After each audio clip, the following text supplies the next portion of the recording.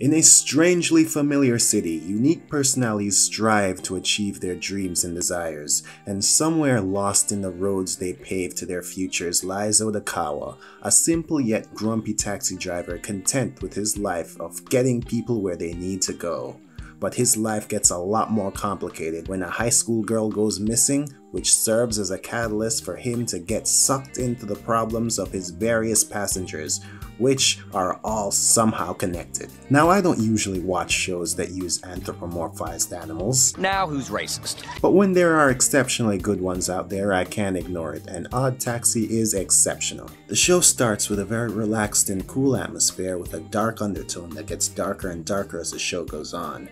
It isn't Electromagnetic Girlfriend or anything, it just gets darker than you expect it to be. I love the city it takes place in. Even though the mood of the anime is very chill, the city feels alive and thriving, kinda reminiscent of Durarara's portrayal of Ikebukuro, which the opening reflects very well. The opening is a memorable one, definitely top 10 2021 material.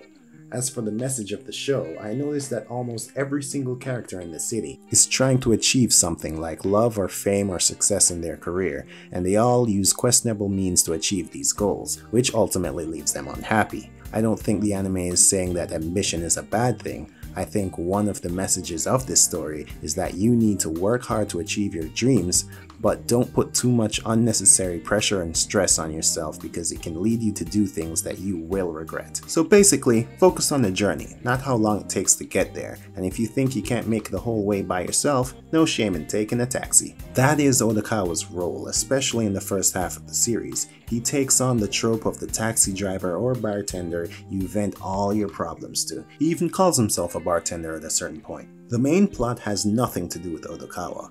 He has his own problems, but that's separate. He's more of a catalyst in everyone else's story, or a former fly on the wall caught in a confusing spiderweb of events. Another thing I like about this anime is the dialogue, especially the ones involving Odokawa. If I was to put a number on it, I would say the conversations in Odd Taxi are 40% grounded and realistic, and 60% comedy duo performance. They play off each other as if they were performing live on stage. Funny enough, Odokawa's favorite radio program is a comedy duo called the Homo Sapiens.